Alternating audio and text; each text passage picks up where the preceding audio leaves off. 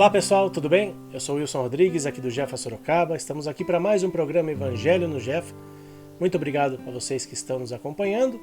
Hoje estamos encerrando o mês de junho de 2025, mas estamos começando um novo capítulo nas nossas leituras aqui do Evangelho. Mas antes, vamos fazer a nossa prece de abertura para harmonizar aqui o nosso ambiente, agradecendo mais uma vez a Deus nosso Pai, ao nosso Mestre Jesus, aos nossos amigos espirituais que nos acompanham, que nos auxiliam sempre. Que eles estejam, mais uma vez, abençoando e iluminando cada um de nós, nos envolvendo com o seu amor, com a sua luz. Que Jesus se faça presente mais uma vez, abençoando e iluminando aqui o nosso Evangelho, a nossa leitura e cada um dos irmãos que estão nos acompanhando. Que assim seja, graças a Deus, graças a Jesus. Bom, hoje nós estamos iniciando o capítulo 8 do Evangelho segundo o Espiritismo, que é o Bem-aventurados os puros de coração. Pelo que eu estava vendo aqui no nosso cronograma, a gente vai o mês de julho inteiro, né, lendo o capítulo 8 e também o mês de agosto. Né? Vamos entrar no mês de agosto ainda nesse capítulo 8, então aí vamos ter um mês e meio, né, praticamente, de leitura desse capítulo. Né? São 21 itens, mas são, né, itens que a gente vai lendo aí aos poucos para a gente poder ir refletindo, né, sobre cada trecho, né, sobre cada parte, né, desse capítulo do Evangelho. Então aqui os itens que nós vamos ler todos esses, né, durante os próximos programas. E hoje a gente vai começar aqui lendo esse trecho, Deixar vir a mim os pequeninos. Então vamos ler os itens de 1 a 4 do capítulo 8 do Evangelho segundo o Espiritismo. Iniciando aqui com um trecho do Evangelho de Mateus. Bem-aventurados os puros de coração, porque eles verão a Deus. É o Evangelho de Mateus, capítulo 5, versículo 8. E um outro trecho aqui do Evangelho de Marcos. Então lhe apresentaram umas crianças para que as tocasse. E como seus discípulos repelissem com palavras rudes aqueles que apresentavam-nas, Jesus, vendo-os, aborreceu-se e disse-lhes: Deixai vir a mim os pequeninos, e não os impeçais, pois o reino dos céus é para aqueles que se lhe assemelham. Eu vos digo em verdade que quem não receber o reino de Deus como uma criança, nele não entrará. E abraçando-as, ele as abençoou, impondo-lhes as mãos. Então, o Evangelho de Marcos, capítulo 10, versículos 13 a 16. E aí, a parte aí, espírita, né, digamos assim, dessas explicações. A pureza do coração é inseparável da simplicidade e da humildade. Exclui todo o pensamento do egoísmo e do orgulho.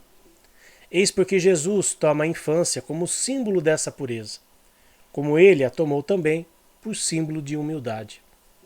Esta comparação poderia não parecer justa se considerarmos que o espírito da criança pode ser muito antigo e trazer ao renascer para a vida material imperfeições das quais não se despojou em suas existências precedentes. Somente o espírito que chegou à perfeição poderia nos dar o exemplo da verdadeira pureza. Não obstante, ela é exata do ponto de vista da vida presente, pois a criança, não tendo ainda podido manifestar nenhuma tendência perversa, oferece-nos a imagem de inocência e de candura. Assim, Jesus não diz de maneira absoluta que o reino de Deus é para elas, mas para aqueles que a elas se assemelham. No entanto, se o espírito da criança já viveu, por que não se apresenta desde o nascimento como realmente é? Tudo é sábio nas obras de Deus. A criança tem necessidade de cuidados que apenas o carinho materno pode lhe proporcionar. E este carinho aumenta diante da fragilidade e da ingenuidade da criança. Para a mãe, seu filho é sempre um anjo e é preciso que assim seja para cativar-lhe a solicitude. Ela não teria podido ter para com ele o mesmo cuidado se, em vez da graciosa ingenuidade, tivesse encontrado na criança, sob os traços infantis, um caráter maduro e as ideias de um adulto. E ainda menos se conhecesse o seu passado. Foi preciso, além disso, que a atividade do princípio inteligente fosse proporcional à fragilidade do corpo, que não resistiria a uma atividade excessiva do espírito, como podemos observar em crianças precoces. É por isto que, aproximando-se à encarnação, o espírito, entrando em estado de perturbação, perde pouco a pouco a consciência de si mesmo e permanece durante um certo período numa espécie de sono, durante o qual todas as suas faculdades permanecem em estado latente. Esse estado transitório é necessário para dar ao espírito um novo ponto de partida e lhe poder fazer esquecer em sua nova existência terrena as coisas que poderiam confundi-lo. Seu passado, entretanto, reage sobre ele, que renasce para uma vida maior, moral e intelectualmente mais forte, sustentado e secundado pela intuição que conserva da experiência adquirida. A partir do nascimento, suas ideias retomam gradualmente o seu desenvolvimento, juntamente com o crescimento do corpo. Assim pode-se dizer que durante os primeiros anos o espírito é verdadeiramente criança, pois as ideias que formam a base de seu caráter estão ainda adormecidas. Durante o tempo em que seus instintos permanecem latentes, ela é mais dócil e, exatamente por isso, mais acessível às impressões, que podem modificar a sua natureza e fazê-la progredir, o que torna mais fácil a tarefa imposta aos pais. O espírito reveste, portanto, por algum tempo a roupagem da inocência. E Jesus está certo quando, apesar da anterioridade da alma, toma a criança por imagem de pureza e simplicidade. E eu acrescento aqui essa imagem de pureza e simplicidade dos nossos irmãos animais, que não demonstram, né, de nenhuma forma suas tendências anteriores, muitas vezes. Se for, por exemplo, um animal agressivo, claro que às vezes acontecem traumas, né, que podem, num primeiro momento, perturbar um pouco, né, a encarnação daquele animalzinho, mas aquilo não vai fazer... O que aconteceu na sua vida anterior não vai acontecer muitas vezes, não vai se repetir novamente na sua vida atual. Já com os homens, né, já com o ser humano, depois de um certo tempo, né, depois dos 7 anos de idade principalmente, como Chico Xavier recebeu a orientação espiritual, que até os 7 anos a criança realmente está mais ligada, ou ela está meio que dividida entre o mundo espiritual e o mundo físico, e ela ainda consegue absorver dos pais, das pessoas que estão ao seu redor, ensinamentos e uma educação que vai favorecer o seu crescimento e o seu desenvolvimento durante a sua vida. Depois dos 7 anos, aí fica um pouquinho mais difícil, porque aí ela já completa-se, né, aquele ciclo, né, da adaptação entre o mundo espiritual e o mundo físico. Pelo menos foi o que Chico Xavier recebeu. Né? Agora não me lembro se foi do Emmanuel ou do André Luiz, se não me engano do André Luiz. E isso prova, né, o quanto a gente precisa, né, ter para com as crianças, né, essa ternura, né, e esse olhar que Jesus nos ensinou. Ver nas crianças, né, exemplos de pureza, exemplos da não maldade humana, ou pelo menos a maldade, né, entre os adultos que nós já vemos. Aí muita gente pode se perguntar, puxa, mas a gente já vê crianças desde cedo com tendências, né, não tão puras assim. Realmente, né, algumas crianças ou alguns espíritos, né, que estão renascendo, talvez eles tenham, né, digamos, uma evolução mais acelerada, né, e talvez essa idade de 7 anos que foi passada para o Chico, talvez essa idade já tenha até diminuído um pouco, né, porque hoje você já vê crianças de 1, 2 anos de idade com capacidades que superam, né, muitas vezes a nossa percepção, né. Antigamente, eu me lembro que quando eu era criança, né, lá nos anos 80, a gente não era tão desenvolvido assim como hoje, vamos dizer assim. A gente era, talvez a minha geração, né, a infância dos anos 80, que eu brinco, né, que era uma época pura e inocente, talvez tenha sido realmente, né, os últimos, né, a última leva, né, de crianças que talvez demorasse um pouco mais para se desenvolver intelectualmente, se desenvolver, né, com as facilidades do mundo, né, porque hoje você vê uma criança mexendo no celular de uma forma absurda, né, supera muitos adultos, inclusive, né, consegue absorver conhecimento de uma forma muito mais rápida que da minha época, por exemplo. Então essa é a comparação que Jesus faz, né, porque se uma criança desde cedo, né, logo desde os primeiros anos de vida já demonstrasse, né, já deixassem claro aquilo que elas tiveram, né, em outras experiências terrenas, certamente os pais não conseguiriam, né, ter o carinho e a ternura que normalmente se destina a uma criança. Então essa foi a comparação de Jesus, né, mostrar que nós precisamos resgatar essa pureza, resgatar essa inocência, e a inocência no sentido de fazer coisas boas.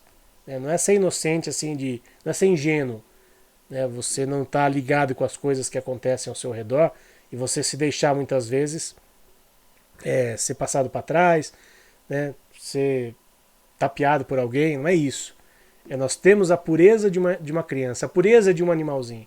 Talvez por isso hoje a nossa convivência com os animais ela seja tão intensa, para a gente tentar, quem sabe, resgatar essa pureza, essa inocência que eles nos ensinam, que os nossos animaizinhos nos ensinam na convivência diária. E é uma convivência fantástica, uma convivência que, para quem tem animal, sabe do que eu estou falando. Nós crescemos enquanto seres humanos de uma forma muito acentuada, ao observar muitos comportamentos de animais, muitas atitudes dos nossos animaizinhos, que até pouco tempo atrás dizíamos que eram irracionais, não é bem assim hoje em dia. Hoje nós vemos aí animais com desenvolvimento intelectual muito, muito grande e muito precoce, digamos assim, em relação à sua atual condição. E com as crianças também, né? As crianças de hoje também estão nessa mesma pegada, né? Estão se desenvolvendo muito rápido e a gente precisa ficar atento, né? Tudo aquilo que está ao nosso redor, tudo aquilo que a gente está passando, né? Para as crianças que serão, obviamente, o futuro da nossa humanidade. E um dia, esperamos, poder reencarnar e já numa condição mais adiantada, né? Digamos assim. Quem sabe na nossa próxima encarnação a gente já venha, né? Sabendo utilizar todas as ferramentas do mundo moderno, né? Bom, essas são as nossas reflexões para a noite de hoje. E eu convido vocês agora para juntos fazermos as vibrações pelos nossos irmãos animais.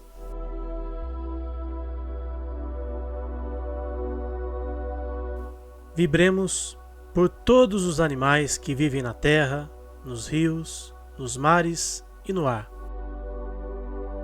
Pelos animais que estão em nossos lares. Pelos animais que, mesmo possuindo uma morada, sofrem por negligência e falta de cuidados, amor e respeito. Pelos animais que sofrem maus tratos, humanização excessiva e aqueles que sofreram abandono. Vibremos pelos animais que passam fome, frio, sede, cansaço e tristeza. Pelos animais adoecidos e aqueles que encontram-se internados em clínicas veterinárias. Vibremos pelos animais que são explorados nos zoológicos, nos experimentos laboratoriais, nos espetáculos de entretenimento humano e os que são obrigados ao trabalho incessante, sem o respeito às regras de bem-estar animal. Vibremos pelos animais das fazendas pecuárias, granjas e demais locais cuja finalidade é a criação destinada ao abate ou produção de derivados e subprodutos. Vibremos pelos animais silvestres, que são levados pelo tráfico, e por aqueles que sofrem interferências negativas do homem em seu habitat natural, como os animais marinhos, afetados pela poluição, e aqueles que são vítimas de desmatamentos e queimadas. Vibremos por todos os animais que estão nascendo e por aqueles que estão retornando à pátria espiritual, idosos ou não, para que possam receber amor, carinho e proteção. Vibremos também pelas ONGs, protetores individuais e todos aqueles que procuram fazer o bem a nossos irmãos menores, enviando força e discernimento para continuarem o seu trabalho no bem. Por fim, pedimos licença para vibrar pelos animais que estão com os nomes no caderno de vibrações do Jefa, para que recebam a atenção especial das equipes espirituais, para que possam restabelecer a sua saúde através de águas que contenham os medicamentos necessários para o auxílio de seu tratamento veterinário. Que assim seja.